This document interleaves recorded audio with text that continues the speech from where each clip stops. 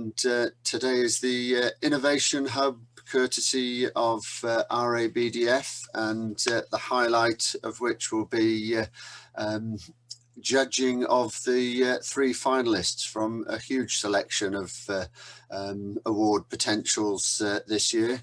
And we've got an action-packed itinerary with lots of different speakers, lots of different reels of new products that are out there being used and coming to the online world, the world where we can research and find new ideas. This is very much a showcase for all. Thanks very much for inviting us to speak here. We're very pleased to be here as sponsors of the Royal Innovation Award in 2021, and we are looking forward to seeing what the results deliver in that regard. There's never been a greater need for innovation. So we've got these very ambitious goals for net zero carbon to reduce our emissions, and there's a big target there for agriculture in particular. And we also can see other environmental impacts that associated with that, to do with nutrient loss, soil health, biodiversity. They sort of tend to all come together. As well as that, we want to reduce the use of plastics, and it's interesting that there's some more effective plastics that are being used in some of the innovation entries in this year's award. And we know that if animals are healthy and at a good state of mind, as it were, for their welfare, they can use feed more efficiently and deliver what we're asking them to, as opposed to diverting food to coping with health challenges and such.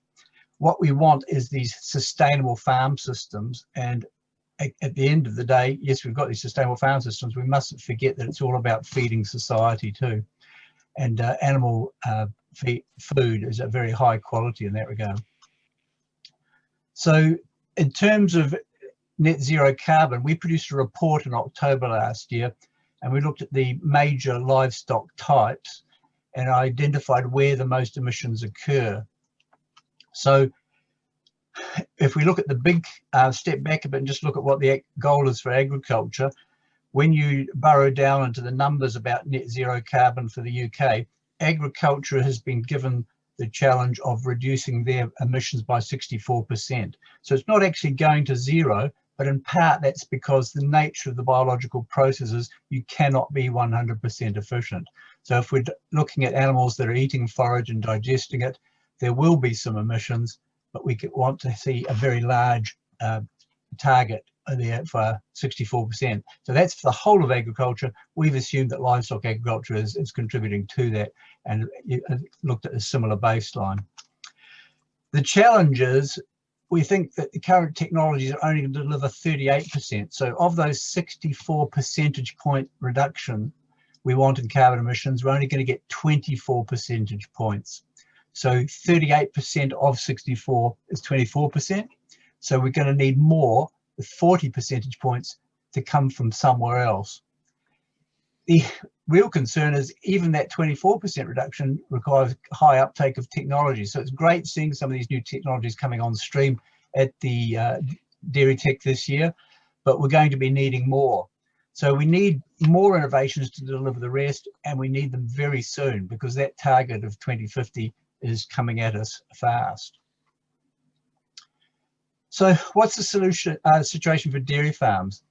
The emissions here are dominated by the rumen from methane, as we all know, the manures, methane and nitrous oxide, and also from fertilizers, which come from the production costs of some of the artificial fertilizers, where we fix the nitrogen out of the air, and also the nitrous oxide after those have been applied to the soils. So those are the 3 areas where we can make the most impact if we can change them. If we look at what CL's doing in that regard, we've invested in technology which allows us to do detailed work with cattle and on farm, on land, to see how we can reduce those emissions and quantify what those differences are. So we're effectively looking at precision management, and it'll be both nutrition, health and welfare of animal, the emissions that comes from the slurries and the animals themselves, and also other nutrient losses. We've also invested in some genetic evaluation because there's evidence out there that some animals are just more efficient at using feed, and there may be other dimensions of this net zero carbon that can come from that as well. These innovation effectively test beds where industry can have work with scientists using the laboratories and the expertise that they have, or the farm situations where they're controlled environments with intensive monitoring on them.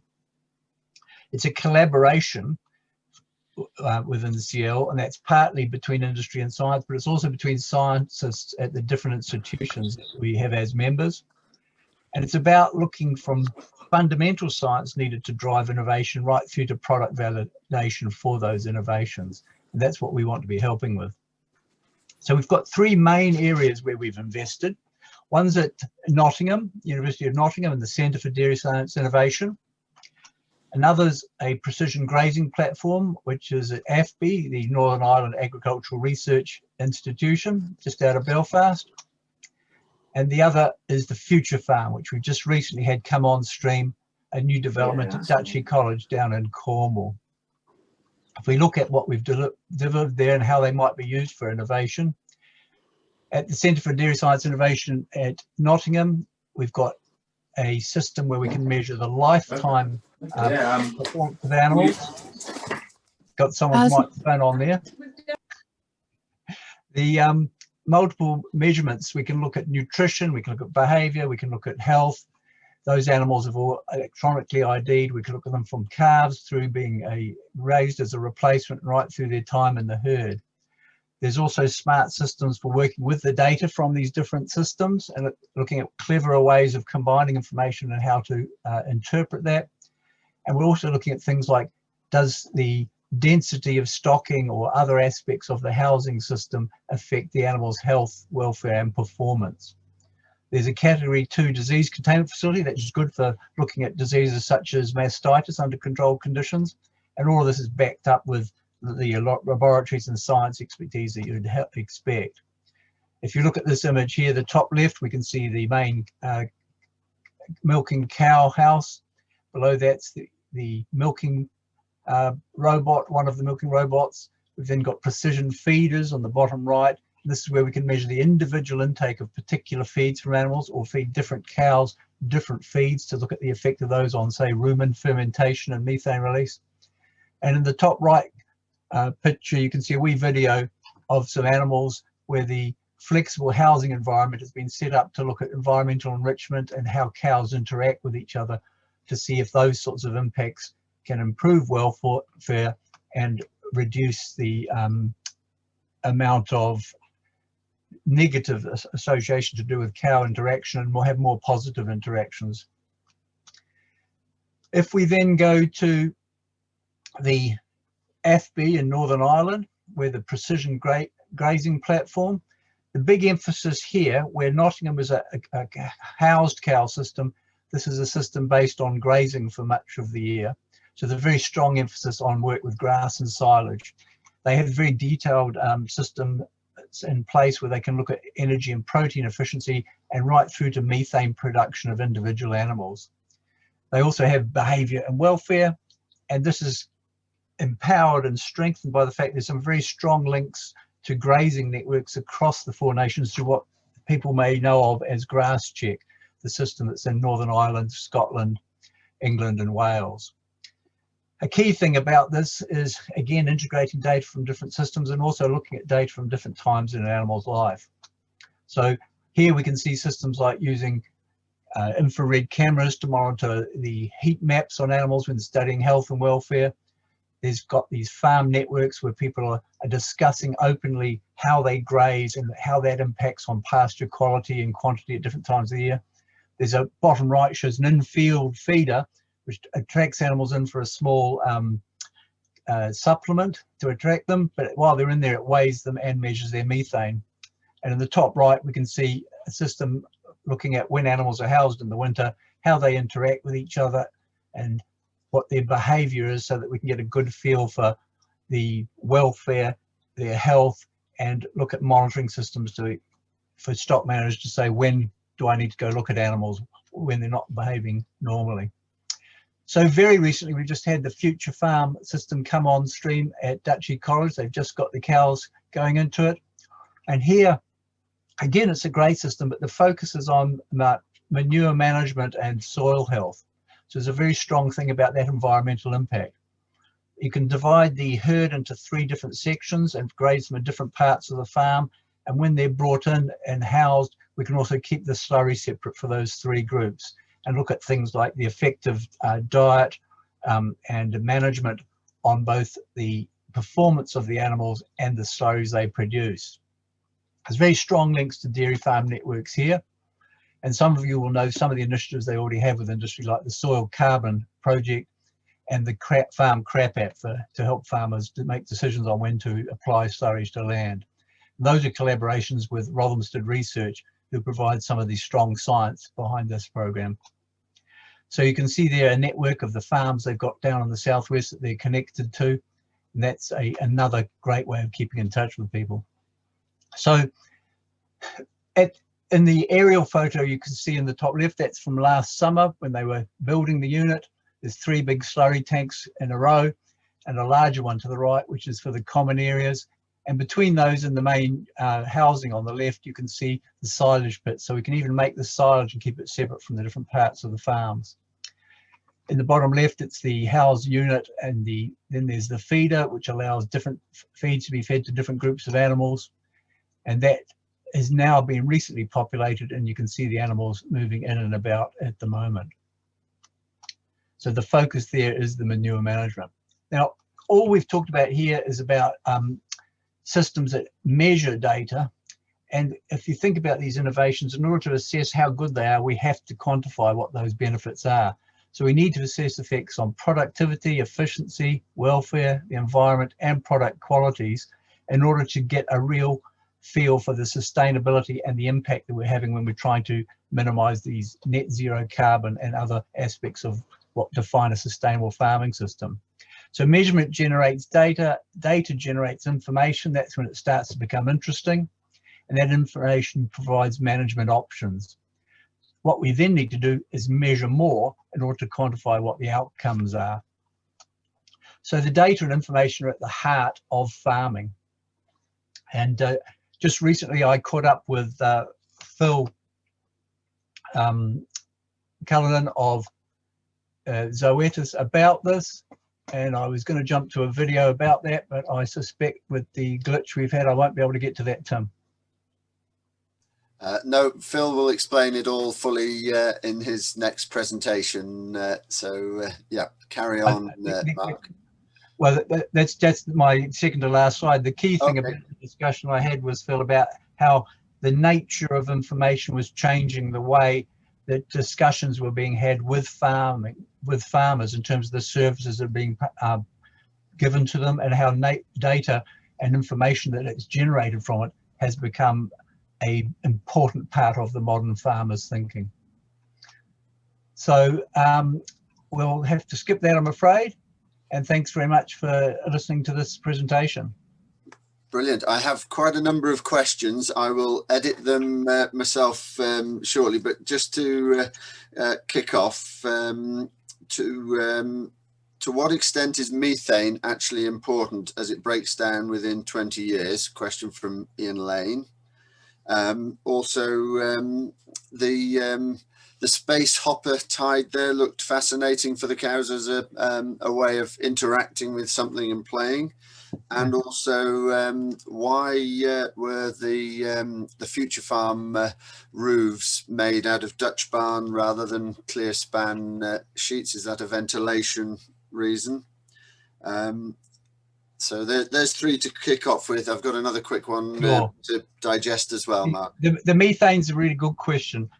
In our carbon report, we talk about the fact that there's these 2 different ways of thinking about methane. The real answer is we need to be reducing emissions, whatever those system is used.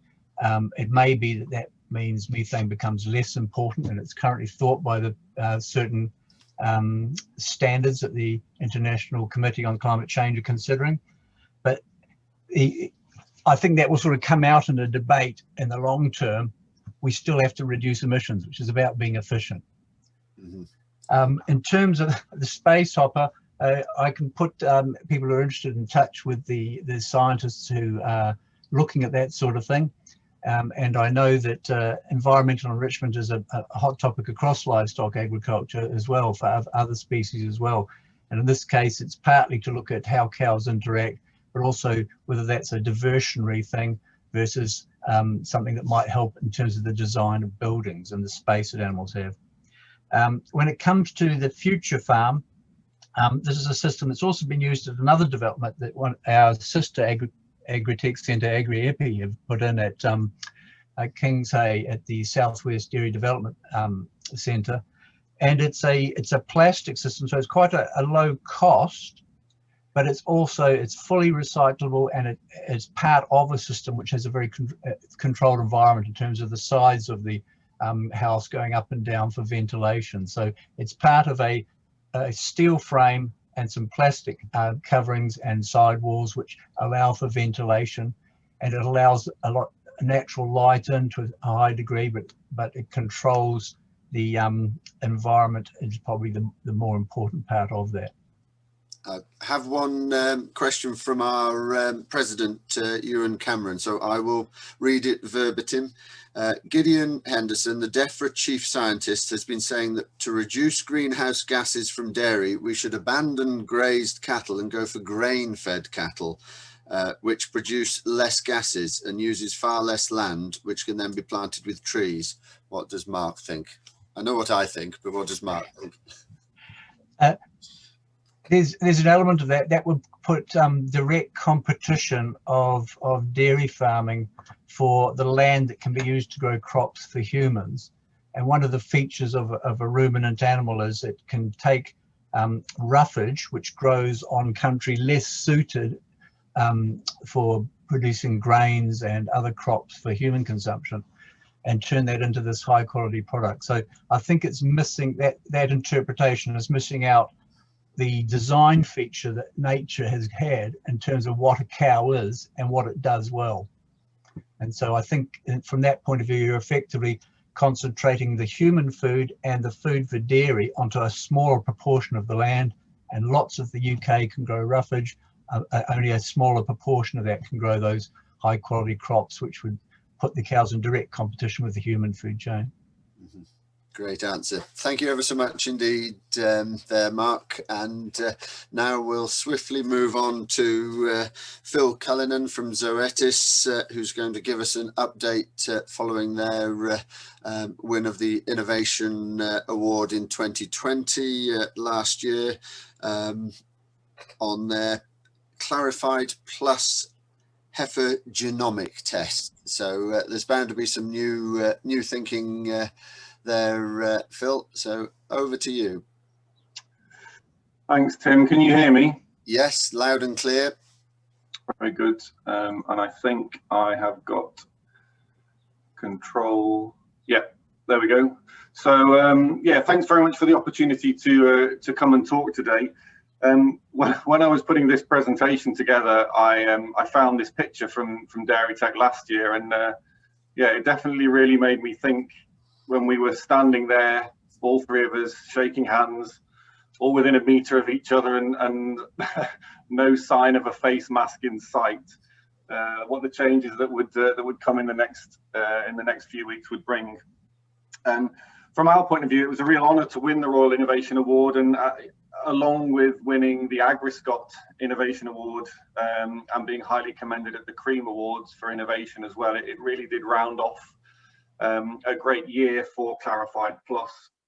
And despite all the challenges of 2020 and the limitations that COVID has brought, we haven't been resting on our laurels. So I'm just going to spend a few minutes updating us on the further developments that we have made since those halcyon days of February 2020 and before. So we'll just look briefly at some new traits and an updated index, then some new data that we've come out to support how effective Clarified Plus is at selecting dairy heifers, and some other new developments that we've done alongside the new traits and new data.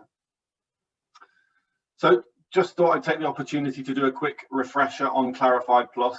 It is a genomic test developed by Zoetis, and it combines kind of the usual production traits that we see with multiple data from multiple evaluations, and really importantly the wellness trait data that Zoetis have been working on for pretty much the last decade. And that's giving us a really comprehensive package of information on the potential of dairy heifers.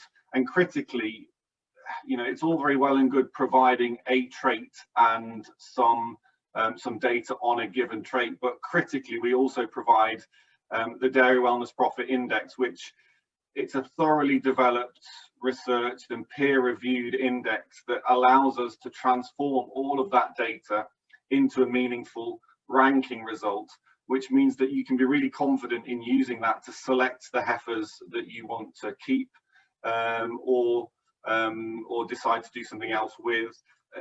Be confident that you're not missing out on any vital information, and also perhaps more importantly, be confident that you're not pulling in accidentally selecting for something that you don't really want. So just to summarize, that's clarified plus. Now, one question that we do sometimes get is, well, how can we trust that genomic predictions will work? And I think this is one of the great things about working for a company like Zoetis is the amount of money and the amount of time and effort that they invest in actually going through the motions to show that the predictions will work. So we work really hard to make sure that all of the data is rigorously researched and proven, and there's a selection here of the kind of peer-reviewed publications that we've developed through the years, from developing the index, validating the index, adding to the index for calf wellness traits, and then looking at the effect of that index over time as we develop more data.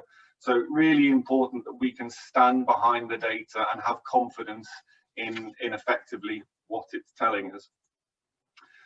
I said that we added some new traits in the introduction in April 2020. So these new traits were abortion, twinning, cow respiratory disease, cystic ovaries, and milk fever. And you can see again, from the benefits of Zoetis that they really do things properly. So you can see the millions of records that they've used when developing these traits, ultimately to make sure that we can trust the data that we are being delivered when we look at them. What we also did when those new traits came along was take the opportunity to add them into the Dairy Wellness Profit Index. As I said earlier, it's all very well having data for a given trait, but if you can't use that in a meaningful way to influence the animals that you want to keep or deselect, then it becomes quite challenging to use that information, and you almost end up, or you have the potential to end up with information for information's sake. So the 5 new traits have been added into the Dairy Wellness Profit Index, which was amended in 2020.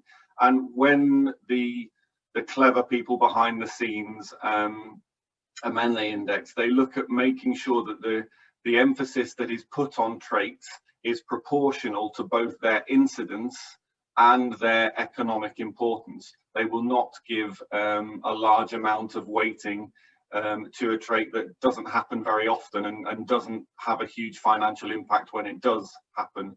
So those traits are really weighted and balanced proportionally to make sure that the Dairy Wellness Profit Index has benefited positively from their inclusion and not negatively.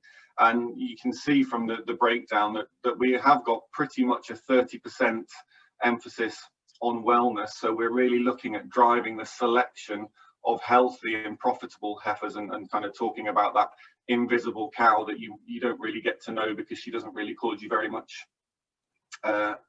bother as you're milking her. So I'm kind of flying through things relatively rapidly here, but that's the new traits and the index updates that happened in 2020. I just want to look at some new data that came out as well. So this was a study, a paper published in June 2020, and this looked at data from several thousand cows that had been born in 2011 and we then followed them through their time in the dairy herds up until 2019.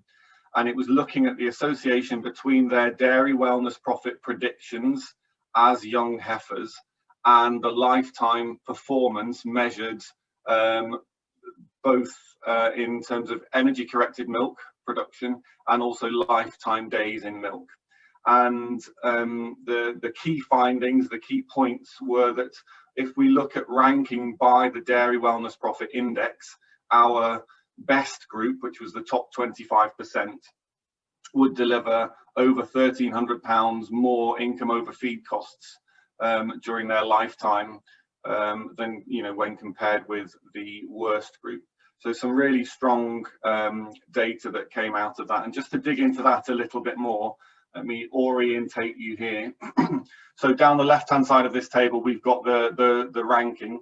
So the top 25%, the best group at the top, and then working our way down to the worst 25% at the bottom. And you can see the average value of dairy wellness profit going from the best to the worst. So there's a difference between best and worst here. And just looking at some of these key figures, the lifetime energy corrected milk difference between animals that would be ranked in the best 25% to the worst 25% is over 9,000 kilos. The income over feed costs is over £1,300, and the lifetime days in milk is over 200 days. So, and represented graphically down here. So the study concluded that this is really demonstrating the ability of Dairy Wellness Profit to select for animals and provide really relevant information.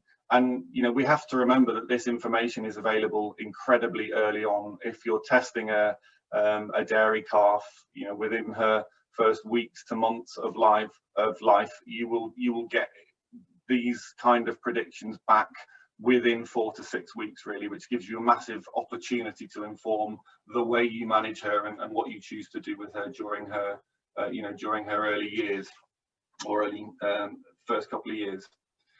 We also had some new data that came out towards the back end of 2020, and this is looking at lactational intramammary usage. So again, just to give you orientation, we've got our best group, best 25% at the top and worst 25% at the bottom. This is a group of 1,000 cows across 4 UK dairy farms. And you can see this is, as I said, looking directly at the mastitis trait. And the key bit of information really to look at, I think, is the number of tubes used per cow during the lactation. And we can see that the worst 25% of animals had, I think it was about 2.7, 2.8 times higher incidence of lactational intramammary usage than the best 25%. So, amounting to pretty much a 65% difference in the usage of antimicrobials, which is really important, as we know at this time from the challenges that we're all seeing. And what's nice to see is that we've got a linear relationship here. We can see that, as you go through the different groups, it is a pretty good linear relationship, just giving us trust, helping us to trust in the data.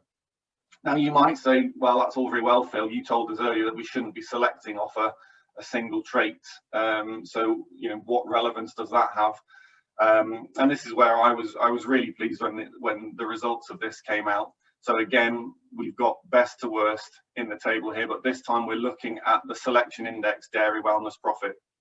And what we can see is that the difference between animals in the best group and the worst group from a lactation intramammary usage point of view, the worst group are using nearly twice as many tubes as the best group. And again, a nice linear relationship as we work down through those groups. So I think, these slides demonstrate that we've got some really clear evidence about the ability of Dairy Wellness Profit to help select for longer lived, more productive cows that will use fewer antibiotics. And ultimately that's going to mean enhanced profitability for the farm, a reduced environmental cost, and that's something that we're all being asked to focus on at the moment, and rightly so. And I think for me, the ability to have this kind of data as early as a few weeks of age really does give us an incredible opportunity to shape the future of the dairy herd. And we've seen strong increases in the number of heifers that have been tested with Clarified Plus over the last 12 months. So really look forward to seeing more of this kind of data come out, you know, over the coming months to years. So that's just covering the traits, the index, and the new data. Just briefly to touch on a couple of other new developments. We work with NMR as our logistics partner, and we put in a lot of effort during the summer of 2020 to really ensure that we're enhancing our customer service protocols to deliver a really comprehensive support package to that customer. Working with the NMR head office and Zoetis head office and field teams. We've also driven some really good enhancements with our online reporting platform, SearchPoint. So some enhanced functionality, which allows our customers really and their advisors to dig into their data as much as they want. And there's more exciting developments to come on that in 2021. So keep your eye out for that. We've also worked hard on our consultancy package so that our full team of independent advisors can really produce some reports that help our customers get value from the investment that they've made, because it is an investment, you know, in genomic testing. You do need to see value from that. There's no point in having an awful lot of data but no clear plan to deal with it. So we make sure that we follow up with everybody to make sure that they really know what they're doing in their data. And finally, I guess, although this is dairy tech, I take the opportunity to highlight that we don't just work in dairy genomics. Zoetis partner globally with the Leachman Cattle Company of Colorado and locally with the Stabilizer Cattle Company. And towards the end of 2020, we launched a full suite of genomically enhanced EPDs so that the stabilizers can really drive their breed harder using some enhanced data. And if anybody wants any further information, then feel free to get in touch. So really, yeah, I just wanted to say a big thank you to the Dairy Tech and the RABDF teams for the opportunity to come back and give you that update today. And Tim, if there are any questions, I'm happy to take them now, or the email address is there, clarifiedinquiries@zoetis.com. Kick off. Thank you ever so much for that presentation, Phil. I'll kick off with a few questions. The ambition for net zero talks about GM cows. Any info I read that gene editing can lead to antimicrobial resistance? Is that true? Question from James. I think James is quite busy on typing today.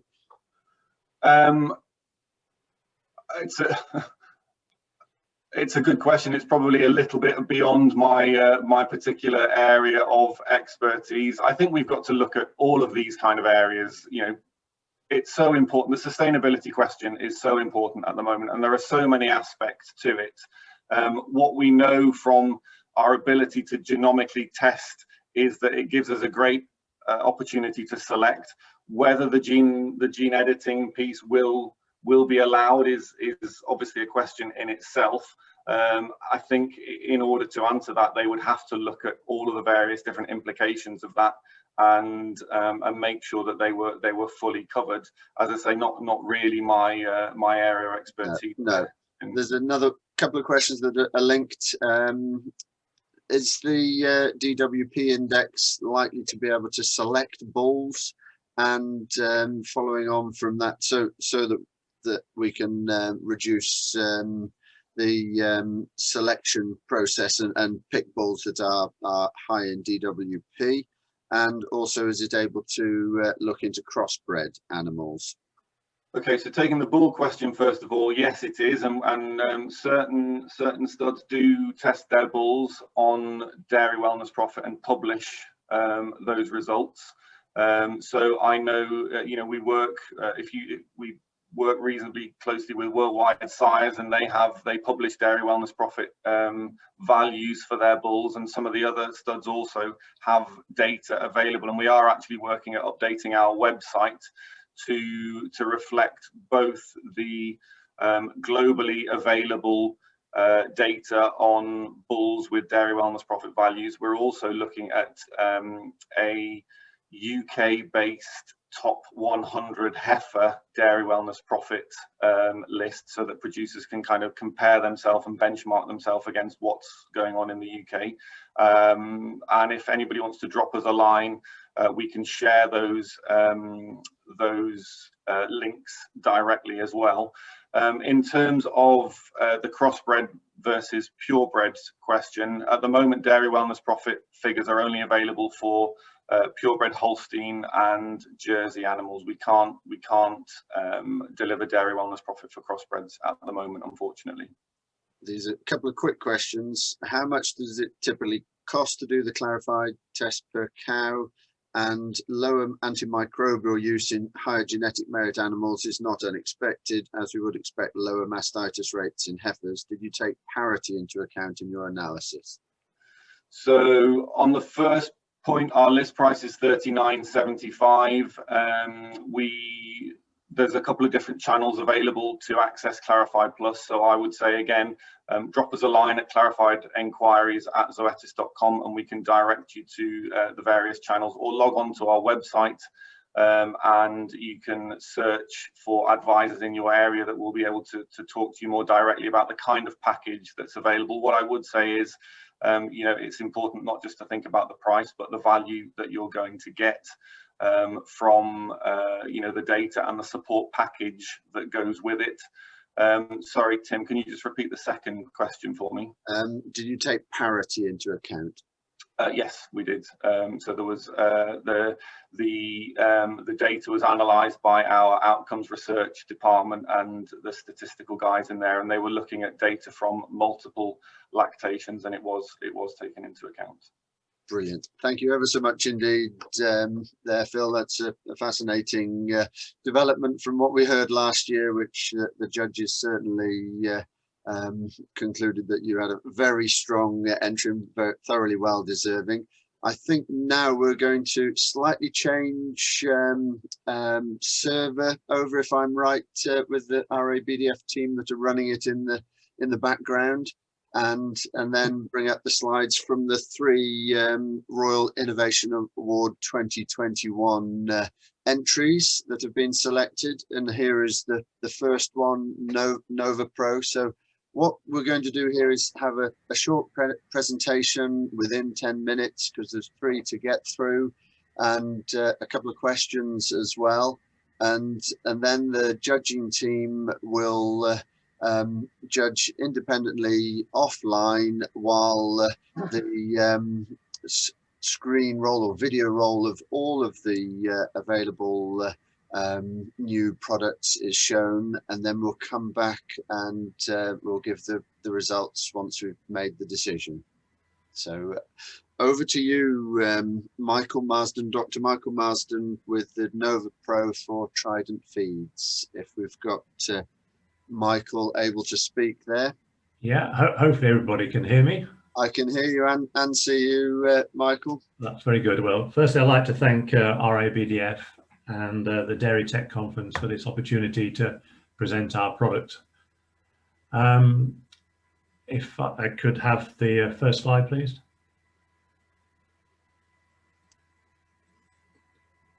Because I can't request control. That's it, thank you. Right, Nova Pro, what is it? It's a rumen protected rape expeller. It's British grown, British sourced and produced. And in this post-Brexit world we live in, I think that's a great feature. I'd like, in the 10 minutes I've got, just to challenge a few myths that soya is the gold standard for feeding to dairy cows. I'm going to show you that rape products, and this one outperforms. It's consistent with the direction of travel of retailers and processors. We know that M&S, Waitrose do not allow soya in their milking cow rations. The Co-op, we know, are doing a sort of a soya usage assessment, and Arla with their climate check initiative to reduce the carbon footprint of a litre of milk. The use of soya is probably not consistent with achieving that goal. It addresses security of supply. We are so dependent on importing protein. This is imported protein. The process, without going into too much detail, it is the same chemical process that's in the cake baking reaction. It's what makes the top of your sponge cake brown and rather than the yellowy cream in the middle. And using the new global database for environmental impact factors for feedstuffs, referred to as the GFLI, and I'm sure you'll hear more about that in the future, it will have a much lower footprint than soya, as I'll show you later. And we have to put it in the context of there's still somewhere between 200 and 250,000 tons of soybean meal currently fed to dairy cows by the various routes of straights, blends, and compounds. Next slide, please. Oh, it avoids deforestation, my apologies. If we can just bring these pictures up one at a time. It is a brand new UK facility based near Stratford-upon-Avon. And here are a few images that should come up. Here we go, that show the grain facility, the processing floor where it is expressed whole rapeseed. There is no chemical extraction, and that is very unique. It's hot pressed, no chemical extraction, was a chemical use of hexane as a solvent. And that actually hexane extraction does have a negative effect on digestibility. We avoid this. There is no hexane in this plant owned by the company called Yellow.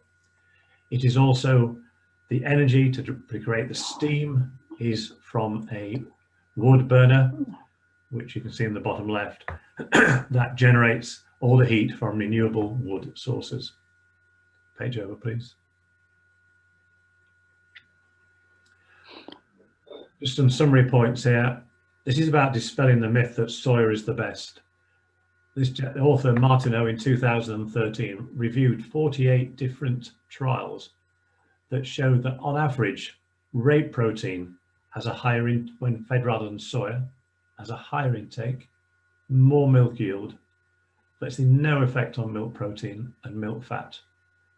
In fact, the milk fat is a dilution, not a consequence.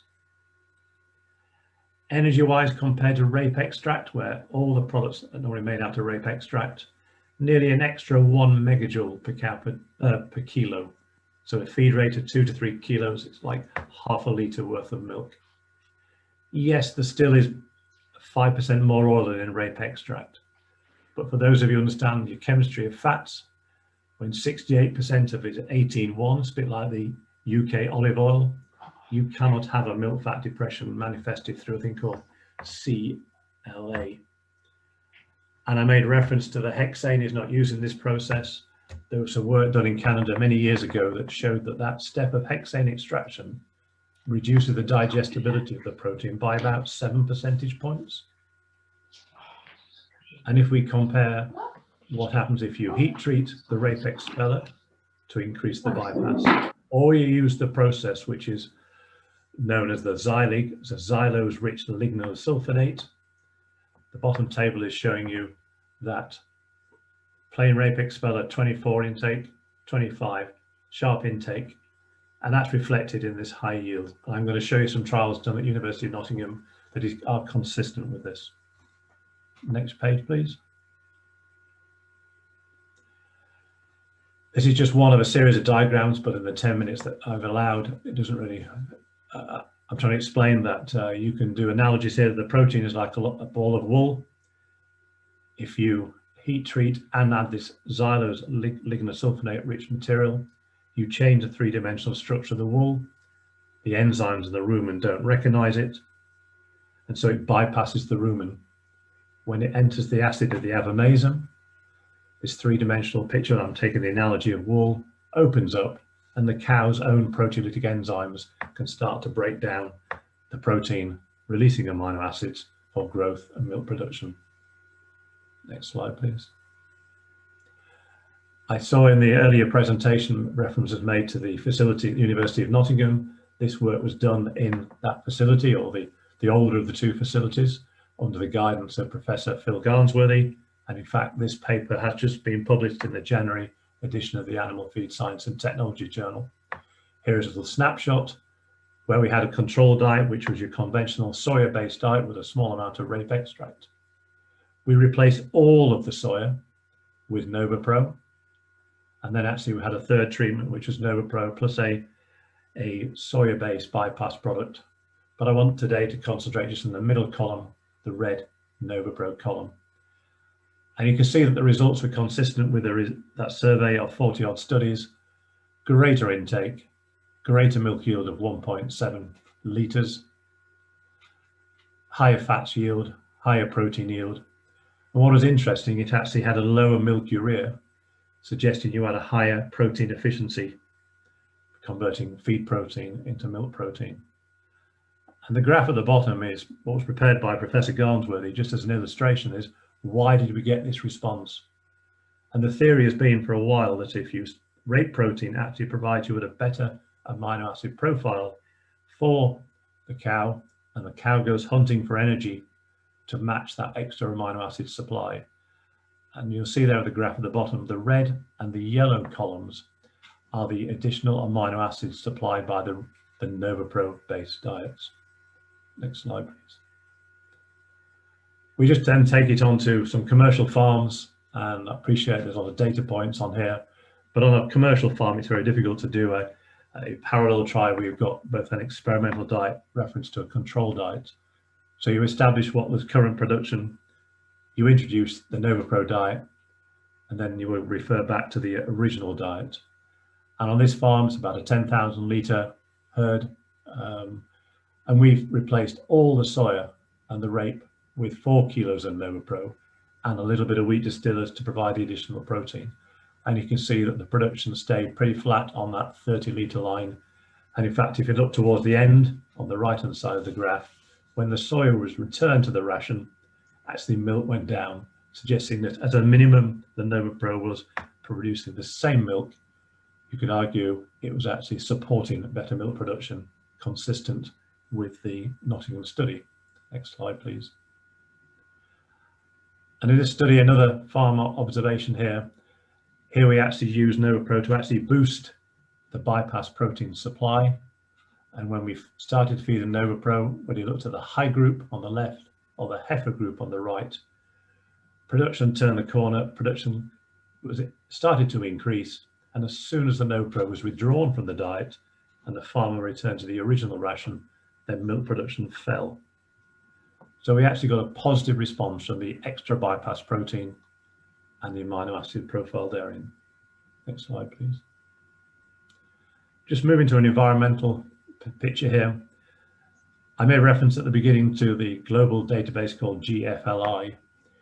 In that database, there is a environmental impact categories for a European rape expellers, which is currently not the rape expeller used in this product. But I've expressed a whole range of environmental impacts of the rape expeller over those for soya. And you can see that it has a far greater or better or improved environmental impact across many different impact categories than soya.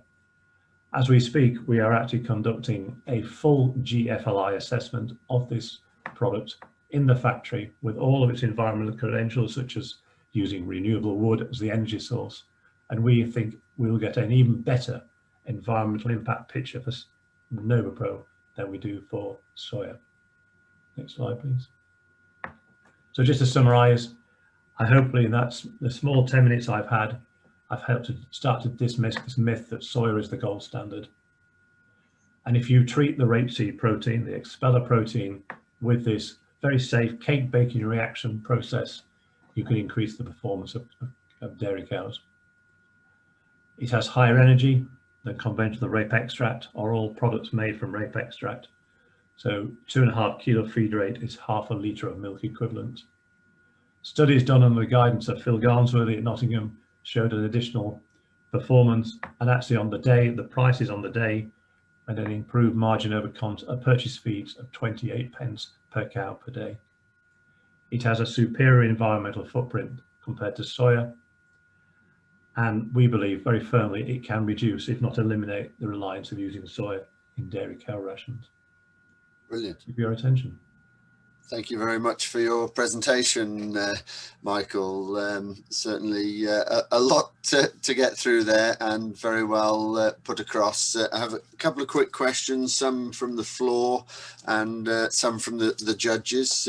how much extra rape will need to be grown in the UK to replace soya we import currently for animal feed? Have you got a handle on that, please? Okay, I think I said it. Well, I said in an earlier slide that between 200 and 250,000 tons of soya is fed to the dairy cow. There is no actual data collected, but that is an estimate that actually was recently endorsed by AIC in a survey that we did, which came up with a figure of 235,000. If we work on, you need about 1.05, 1.1 Nova Pros to one soya, shall we say, then I guess you're looking at 250,000 tons of Nova Pro to generate that. And as Nova Pro is produced from obviously oilseed rape, and you get about a 60% yield of Nova Pro from a ton of oilseed rape, so maybe 400,000 tons of oilseed rape. If it was all made into Nova Pro, you could replace the soya. And that would all be homegrown? Absolutely homegrown, yes. Yeah. Brilliant. Any other questions from Phil or Mark? That addresses the question that I had about how much extra we need to be producing. Thank you. Michael, just a quick question. I don't know a huge amount about it, but I do know that there have been challenges with pest control with rape, neonicotinoids, and their effect on bees. Is there a concern that if you're increasing the amount of rape by that amount, that we would face challenges on control of pests and have impacts on insect populations, wild insects and bee populations? My understanding, talking to experts in the whole pesticide field and agronomists, that there are new technologies that are in the pipe to control the flea beetle.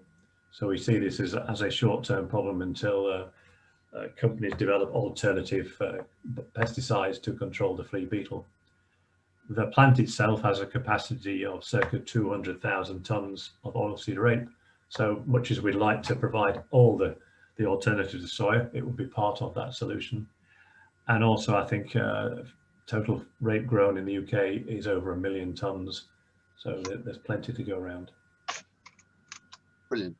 Thank you very much indeed for your time this morning, or now this afternoon, Michael. And we will follow on with the next presentation, which from my schedule is Carbon Check by Kaywood Scientific, presented by Rory Geldard. The floor is now yours for your allotted 10 minutes, Rory, if you're there and able to speak. Yeah, good afternoon, everybody. Yes, can you hear me okay? Good afternoon, hear you loud and clear. Excellent, thank you very much. Right, yeah, we'll see if I've got control of the screen, but firstly, just good morning, everybody, and thank you from everybody here at NRM to have been shortlisted for this award. We're really delighted to be here, and we're very proud of how well kind of Carbon Check has been received by the industry as a whole since we launched it 3 weeks ago. So I'm just going to take the next 5 to 10 minutes just to explain a little more about the service.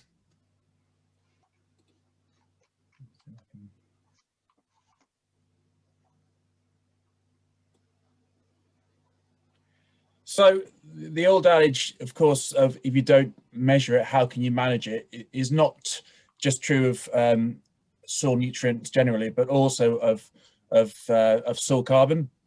And soil carbon has been created out of a growing requirement to have a better understanding of the amount of carbon in agricultural soils, really to be able to enable more informed decision making to be made. It links in, of course, with what Dr. Mark Young was there referring to about net zero and about carbon being such a big sort of topic at the moment.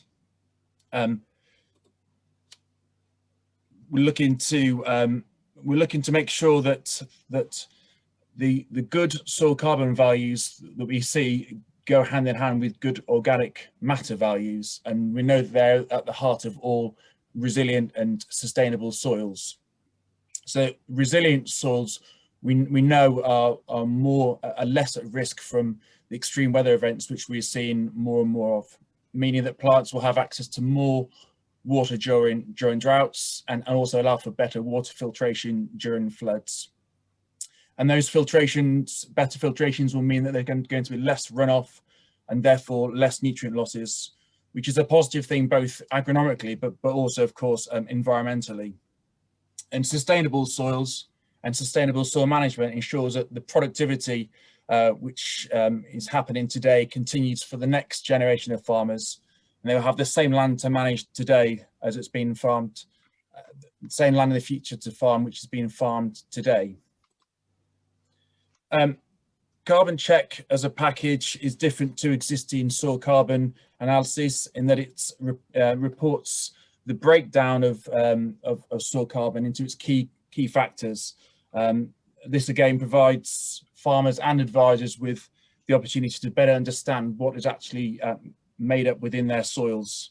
So the report looks at both at total carbon, organic carbon, and inorganic carbon.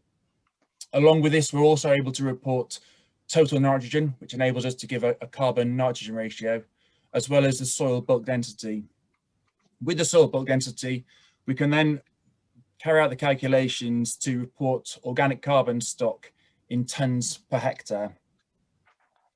As well as this, we can also include active carbon within the package. So active carbon is a separate measurement to the other analysis within Carbon Check, and it is an indicator of how biologically active your soils are. So from a soil health perspective, active carbon is a very significant parameter, and a focus on increasing the levels of this essential fraction in the soils is key. So if active carbon supports biological activity in the soil, more biological activity means more nutrient cycling, and more nutrient cycling ultimately means more plant available nutrients. And as well as this, as we move towards net zero by 2050, we know that more healthy soils will be able to store more carbon, and measuring the active carbon within the Carbon Check package will be a key tool to enable monitoring of this. Also, active carbon is seen by many as a precursor to increasing organic matter values. Now, as much as we know that organic matter isn't a big problem within the dairy sector, active carbon will enable you to be able to track that on a shorter term. So why would people choose to look at active carbon when you could just do a traditional organic matter measurement? Well, as I say, rather than waiting the 5 to 10 years perhaps for organic matter values to increase, you can track those changes with active carbon, and those changes can be seen much more quickly, so within a 12 to 24 month period. So for anybody who's looking to implement new pasture management, new soil management techniques, active carbon is a great tool to help to monitor this. So during the pilot for Carbon Check, as we were setting it up, we carried out some trials on a number of farms, and this is one of them. The soil analysis was carried out on a number of different grassland fields. Each of these fields had a different management history in terms of both grazing and silage. The data from this analysis, which was carried out, mirrored the knowledge completely of the advisor from the last 10 years. Fields which were more productive had more silage cuts taken, and as a result, they had lower soil carbon values.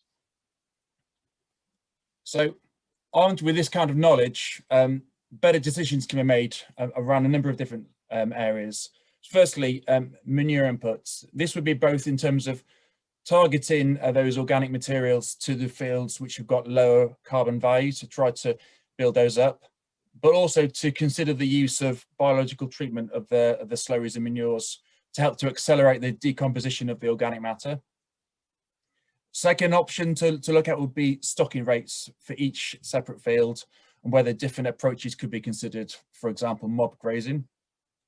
As well as that, sward diversity and mixed species pastures can be looked at, and silage and grassland management in terms of number of cuts and number of days grazing. In a mixed farm scenario where changing cultivation methods could be considered to look to reduce carbon losses. to move away from a plough and to look at options where minimum tillage could be considered. And as well as that, cover crops could be introduced into the rotation as well. So there's a number of kind of practical kind of management options that could be considered. Finally, then, of course, there is just the idea of measuring and monitoring. And we know there's been a lot of talk within the industry about a voluntary carbon market and the idea to try to generate revenue from soil carbons. And this is coming, we know, as it's just a matter of time. And when this does, then, of course, accurate measurements of soil carbon will be essential. However, for today, where we stand at the moment, the introduction of Carbon Check allows the establishment of a kind of a soil carbon baseline, something which we know is going to become more important as agriculture continues to evolve. We know looking after our soils has never been more important, and we see that Carbon Check is a really fantastic tool to help to support this. So that's a very brief introduction and sort of look at Carbon Check. If there's any questions that people would like to ask, and that would be a great time to take them. Thank you very much. We've got a lot of questions coming in, Rory, so I'll kick off. You've made a very, very good explanation of what active carbon is. Have you worked with many farmers to put it into practice and seen some positive changes? I know it's very new launch, but are you working? Yeah, absolutely. But yes, I mean, the service was literally launched 3.5 weeks ago, so we haven't got huge amounts of data, but from the pilot, we know that there's some really interesting data in terms of people being able to look at active carbon as a value in terms of milligrams per kilogram, but also as a proportion of the actual organic carbon within the soil, and trying to see how measuring that, as I say, it's so linked in with soil health and biological activity. Yeah, there's no real data yet, Tim, but no doubt as more samples come in, we'll see more information to share. And do farmers apply directly to you with their soil analysis, or do they specify it when they go to their normal labs to get their soils analysed? We're able to work both directly with farmers, but also through a lot of the, well, many of the advisory groups around the country within the different sectors of the industry. So yeah, we can be contacted either way. It's entirely down to the individual. And you're able to give them advice on improving their active carbon status going forward? On the report, it gives us some good detail there in terms of what those percentages mean and the implications. Yeah. And this hopefully will tie into access to ELMS and linking into other sequestration options as well. Absolutely. The ELMS thing, I think, is one of the kind of driving forces behind the interest which we've seen in this. Lots of people asking about it to try and tie it in. What the actual rules around ELMS will be, we'll all have to wait and see. But we know that soil health is certainly going to be one aspect of how that scheme will work. You have a question, Mark? Yes, I do. A quick one, Rory. What's the sort of critical technique for measuring active carbon as opposed to the other organic carbon? What's this? The technique we use within the laboratory is called potassium permanganate. That's the technique which is used within the laboratory. As I say, we're able to report it as a value, as a milligram per kilogram, but also as a percentage of that organic carbon. So that differentiates the active carbon from the other carbon?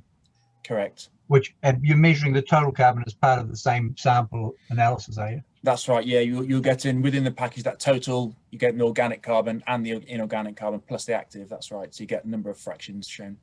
Cool. Thank you very much. Thank you. Brilliant. Thank you ever so much, Rory. That's fascinating and something that fits very well with Mark's background as well.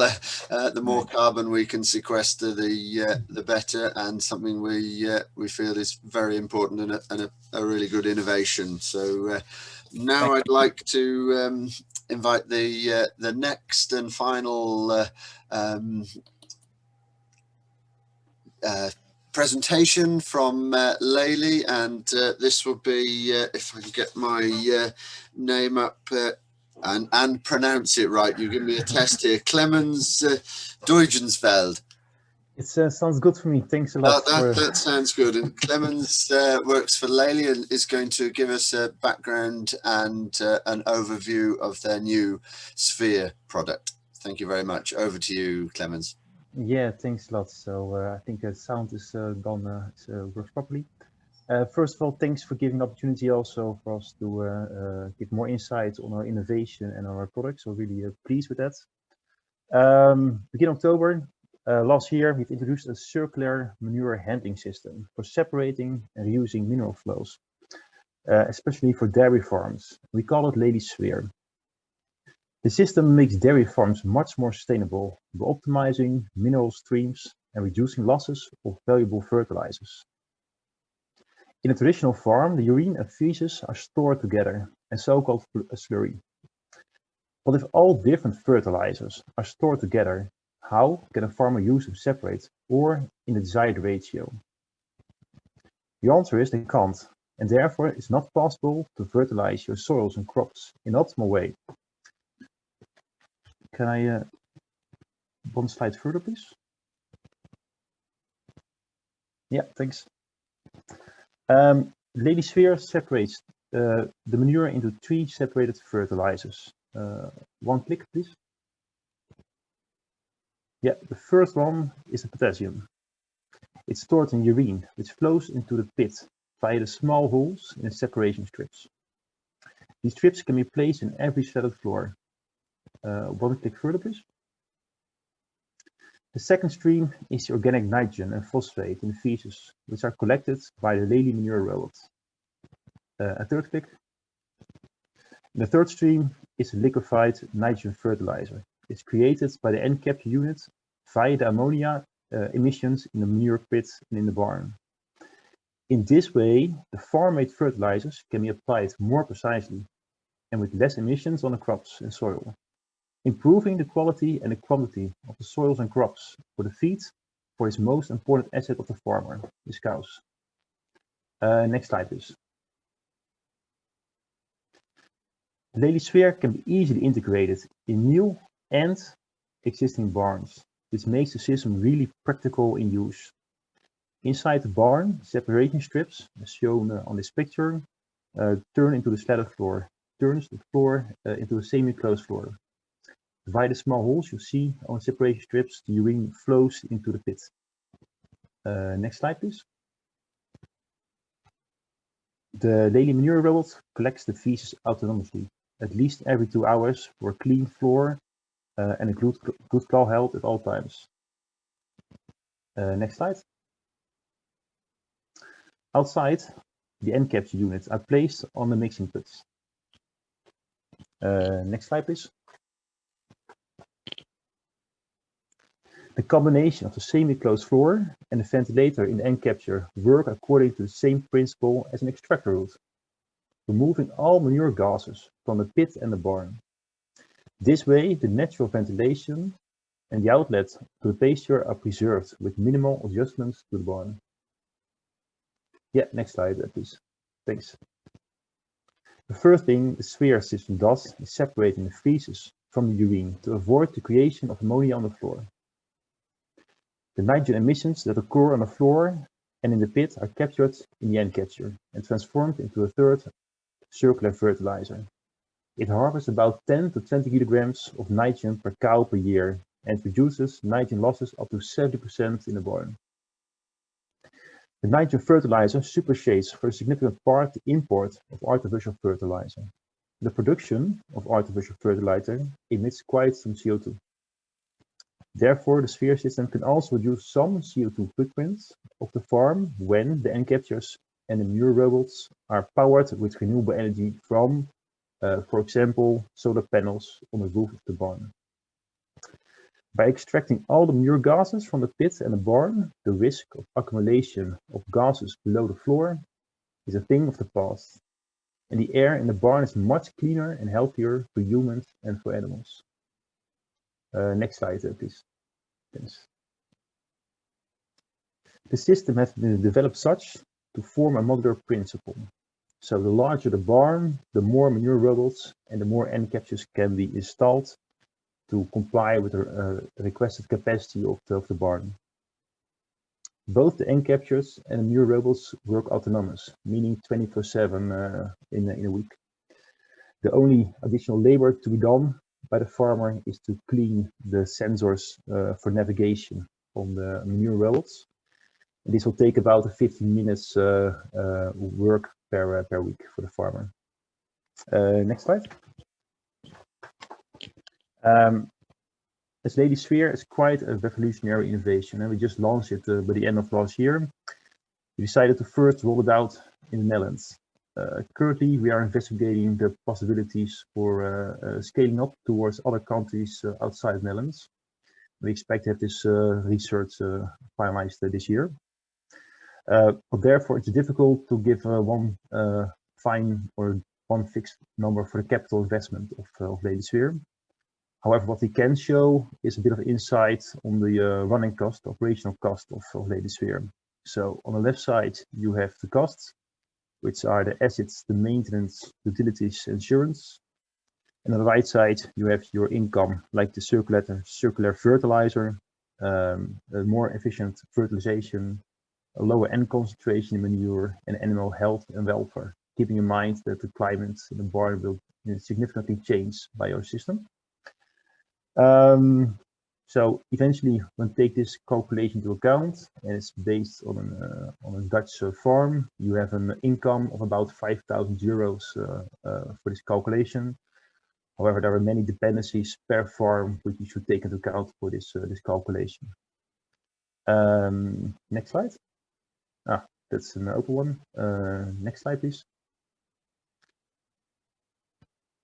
Eventually, one of the most important things to keep in mind is that the nature directly benefits from a system, and the farmer remains licensed to operate and ensuring the succession possibilities for the future generations.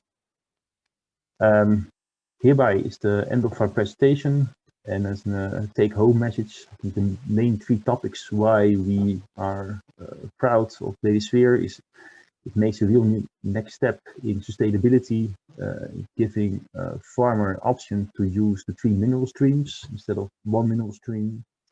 Improves or reduces the emissions of ammonia in the barn with at least 70%, but also really changes the health for animals and the farm inside this barn. Thank you for having this time for sharing this presentation. I can imagine there are of course some questions this weekend I can answer.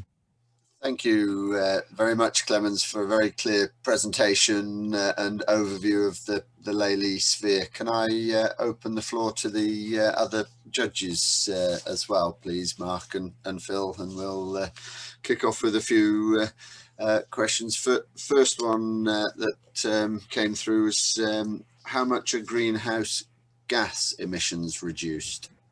Yeah, it can have a bit of a benefit on it. So in case you have less of the need for artificial fertilizers because you're now producing them yourself with Ladysphere, you reduce a certain amount of CO2, which comes free with making artificial fertilizers. However, we also have some acids which are needed for the system. And of course, they also create some CO2 by the production. So the gain you can have in case you have renewable energy, which is quite often used like solar panels or wind energy on the farm itself, they can apply the energy for the end captures, and then you have a certain reduction of CO2. I think it's in some percentage. It will not be a big impact on carbon. It will be much more an impact on ammonia emissions. That's the main transition we're making. So from ammonia emissions towards a new fertilizer for the farmer. Any questions, follow up from Phil or Mark? Phil. I was just wondering, Clemens, clearly it's something that fits very well into sheds with slatted floors. Presumably it's completely excluded from sheds with solid floors, and they'd have to be, well, there isn't an option for those, I would imagine. No, so the first step is really to focus on the slatted floors, because there are always the emissions creating from your cellar or your pit. And you have the benefit of storing your mineral streams separately. So in many cases, you at least have 2 or 3 compartments under your barn, which are beneficial to have the potassium separated from the other materials, from the phosphate. And for closed floors, the system will not be yet applicable. That's true. Yeah. Just following on from that one, Clemens, the strips you're hammering into the holes and the slats seem to have quite a fine hole. And my experience of manures and slurries is they gunk up everything. So how does the system keep those clean for long periods, or is there a particular cleaning regime that has to be done to keep the system working? Yeah, good question. So the system works as a whole together with the manure robot. The manure robot picks up the feces, but also has the ability to spray water on the front side, on the back side. So on the front side to make the manure a bit more liquid, on the back side to make sure you have your grip, your traction on the floor. But it also helps to make sure the floor remains clean properly, to make sure the holes remain open. And secondly, the ladies themselves really helps by opening it. So in case they urinate, that's the proper word in English. Also, the holes will be opened again back. And thirdly, there's a amount of vacuum underneath the floor, which also helps opening these holes. Yeah, multiple ways to make sure the system remains working properly and collect all the ammonia in the barn. I presume then, following on from that, Clemens, there'll be a preferred bedding choice: straw, sawdust, green bedding, green waste, or sand. Which would you recommend? We now have multiple farms. It works properly with deep bedding or with composting. The difficulty is if you really go with long straw, for example, it will be more difficult to collect via the manure. There's a bit of a limitation on the length of your bedding material in case straw is needed. But I think the most of the bedding materials can be used with our system, and we expect sand will not be that much often used when slats are applied to the barn, because it gives a bit of issue in your pit. And a financial question: what does it cost per cow to adapt to building to this system, and how much benefit per cow are you quoting per annum? Question from Janice. Yeah, correct. I think the best is to refer back to the OPEX. So we show the benefit about 5,000 euros on an annual basis for the farmer. Was really checking operational costs versus operational income and doesn't take the capex into account. So we're just rolling out the innovation in the Netherlands, and from a capex point of view, we still need to learn the best price strategy also for other countries. But from an OPEX point of view, you directly see the benefits also for your cow climate. So this is like the first step. You really take away the emissions in your barn, and the upcoming years we'll start more learning about the benefits that could take or be for the farmer, but also for the cows. So we made some assumptions, but we expect more learnings, which we can change over to a financial outcome. That's yeah. Well, that's 5,000 euros per barn per year. Yeah, roughly on a 100 cow unit, would you say, or a 60 cow unit? 120 cows we took into account. Yeah, correctly. Yeah. Correctly. Brilliant.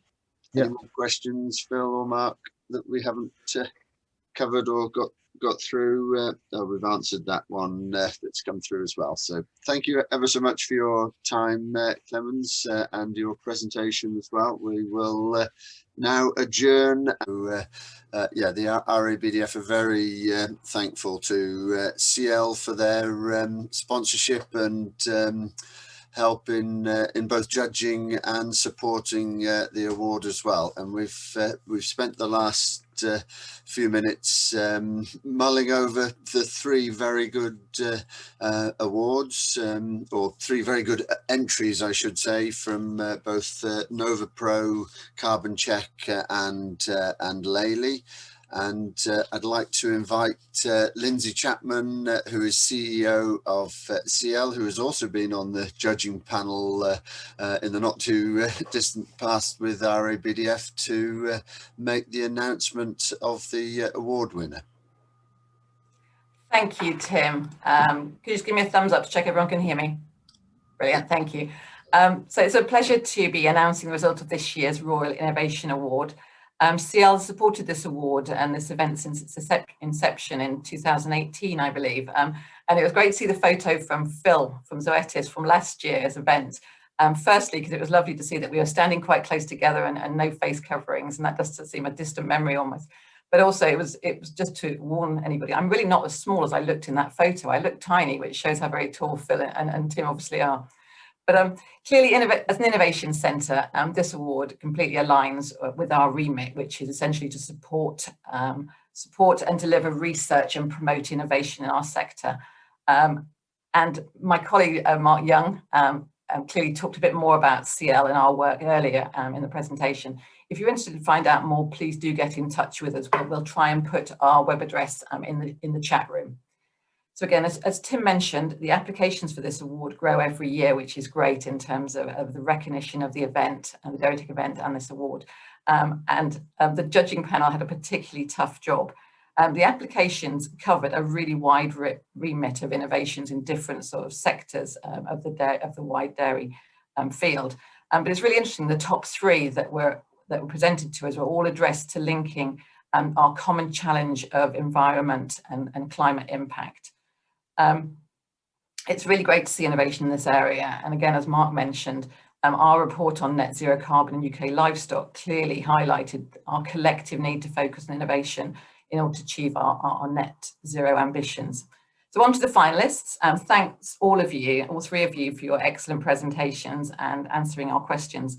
Michael talked about Trident's Nova Pro, the British rumen protected rape expeller. Rory outlined Kaywood Scientific's Carbon Check, a tool for measuring all aspects of soil carbon and providing informed decision making at farm level. And Clemens presented on Lely's Sphere, a system for manure separation and ammonia conversion for a circular fertilizer. So just before I announce the winner, I want to thank the excellent team at RABDF for managing the process so well, and of course, all of the judges for their time and expert input. So now, a drum roll if we had one. We don't have artificial crowd noise as in the big sports events. So hopefully a huge applause from all of you watching at home without disturbing homeschooling your dogs, or if you're out with the cows on your mobile phone without disturbing them. So I am pleased to announce the winner of the 2021 Royal Innovation Award is Nova Pro, presented by Michael Marsden of Trident.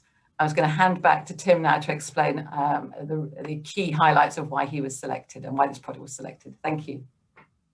Thank you very much, Lindsay. A very worthy winner, and we deliberated at great length. There were three very strong entries, and all had a link with climate, a link with economics, and a link with the future direction of dairy farming that the judges believed, and I hope that we can bring up Nova Pro to accept it. If not, if technology is not able to work, then I will accept it on their behalf. But it was very much the judges believed a British-owned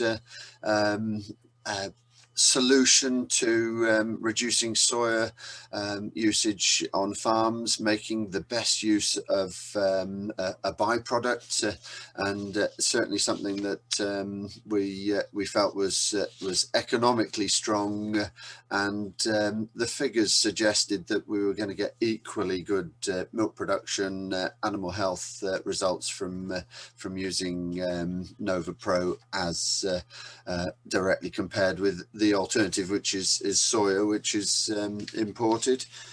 We would highly recommend the other products as well. We felt the carbon check, the active carbon, and all of the increase in biology that goes hand in hand with improving soils and capturing carbon on farm. Being able to monitor that is going to be very valuable for the future, and thank you for putting that across. And then moving on to the entry from Lely with their sphere, and as Lindsay mentioned, the circular usage of fertilizers, the ability to capture them, make better use of each element on farm for different production systems, where you require more phosphate for one growing element in one field, you can utilize that better. It was fascinating. We felt that it still needed to step up and meet some of the building designs that we find on UK farms, so a product for the future, no doubt. So anyway, I can now see Michael Marsden in my video as well. So I would like to offer our congratulations. Michael, would you like to have a short word, and away you go. Oh, well, firstly, thank you very much indeed. As one of a team of people that's been involved in NovaPro for quite a few years now, we're extremely excited, pleased, and I just can't think of the adjectives to say. We believe that NovaPro can have a huge effect on the protein supply to the dairy industry, and make a real difference in our environmental footprint, providing another option for UK farmers, whether it's for the growing of the rapeseed or the feeding of the rapeseed products. So I'd like to thank RABDF and Dairy Tech for their decision, and thank you very much indeed. There will be an award in the post. It is the Royal Innovation Award, so where we can safely award it, we will, and hopefully that will be in the not too distant future. Thank you. Well done, Michael. Thank you. Thank you. And it probably remains just for me to thank all of the participants, which were over 150 today. We're watching and taking on all the new products, and to our BDF team for seamlessly getting it all to work. I could see a few head scratchings going on, but the screen was working from my end, and hopefully people can go and mull over what they've learned and watched today. Certainly a lot to digest and follow up on after a really good day's presentation. So thank you all for attending, and look forward to seeing you at both the Gold Cup Award and any further RABDF events, and hopefully on farm again soon.